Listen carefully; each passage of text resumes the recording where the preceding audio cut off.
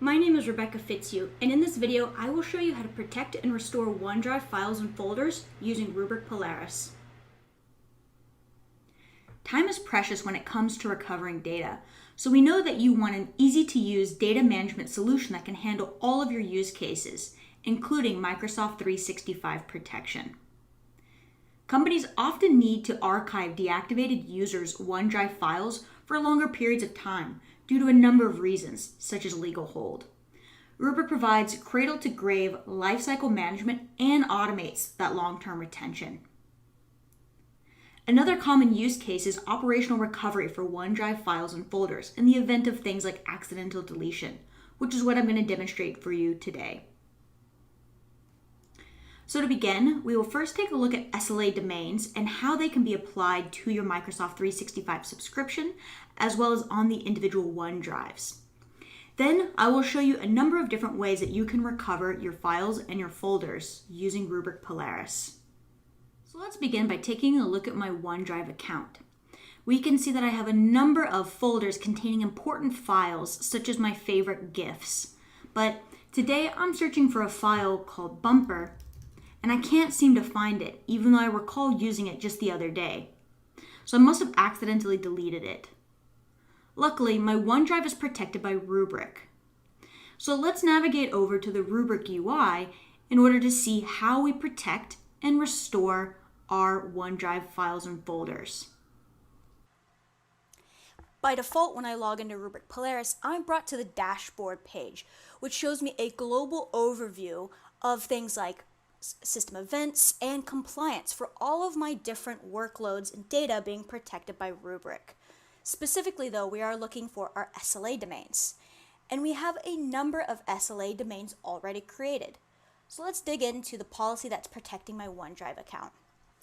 So we can see that this policy is actually protecting more than just my OneDrive. We see that it's protecting a number of different data types. Within our protection policy, we can specify things like our snapshot frequency and our retention. And this determines our SLA's recovery time objective, as well as our recovery point objective, or our RTO and RPO.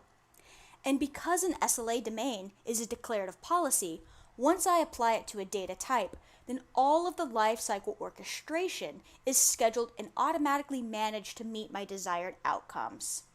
I can assign this policy as broadly or as granularly as required by my use case, from the subscription all the way down to the individual OneDrive. So by selecting inventory, I can view all of my different data sources, such as Microsoft 365. So notice that I have the ability to assign the SLA domain on the subscription level. So this will allow me to effectively create a catch-all SLA domain and apply it at the highest level to ensure that all accounts have a minimal level of protection. You can always override at the individual account level in the event that there's some sort of exception needed for a particular user or group. So let's look at more granular application. So by default, it shows me Mailbox, but I can quickly toggle over to OneDrive, and I can see that a handful of folks have had their OneDrive protected by an SLA domain. But let's select my colleague Chris and Yop, and then select Manage Protection. This will allow me to go ahead and quickly select an SLA, review all of the settings affiliated with it, and assign to ensure that those user accounts and their OneDrives begin to be protected. Now, note that you can use the same SLA domain or a different SLA domain for email versus OneDrive. And this can be handy if you have different retention mandates for different types of data.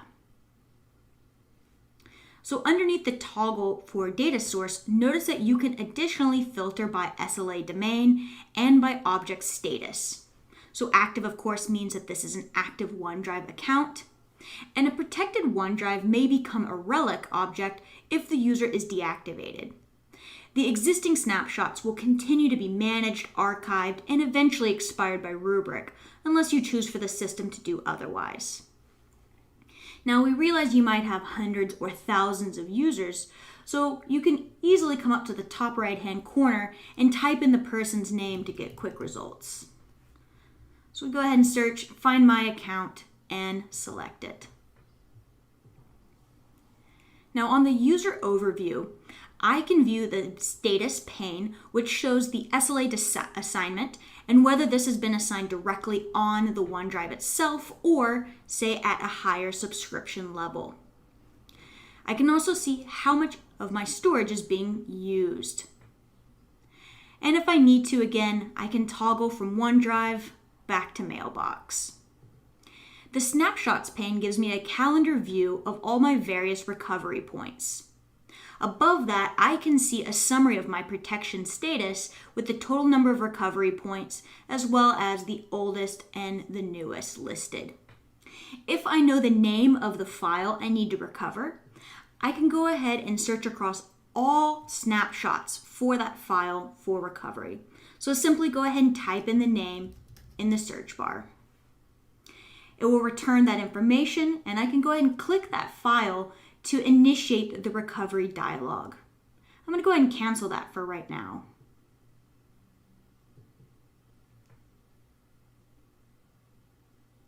Now, if I'm not sure the name of the file, or if I want to recover from a specific point in time, I can go ahead and navigate in the calendar view and select a particular date.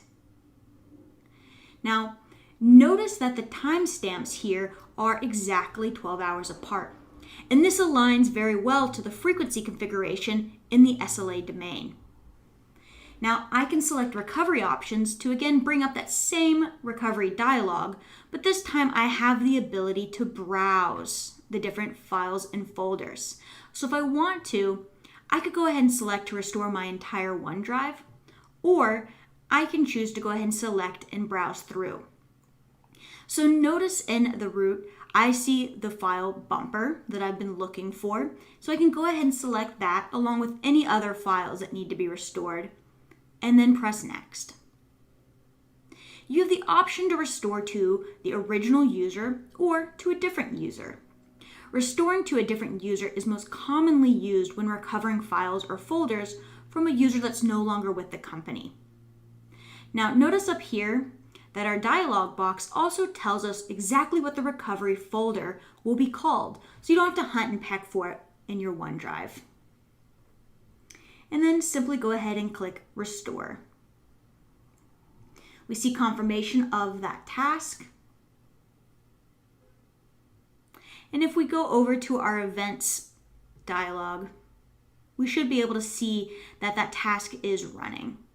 So if we select it, we can view additional details. And we can see that it completed very quickly. So we see that it only took about 12 seconds.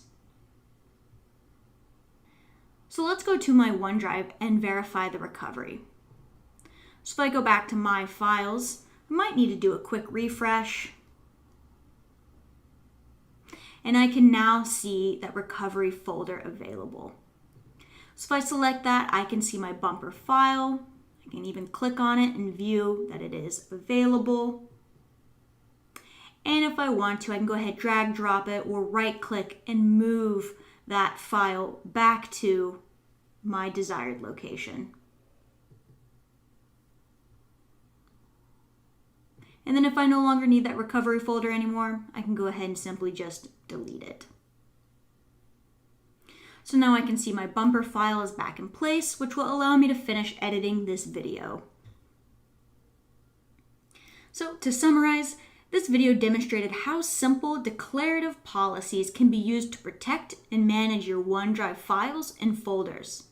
Next, you saw how quickly you can search or browse to restore data in the event of accidental deletion. Thanks for watching. For additional information, please visit Rubrik.com.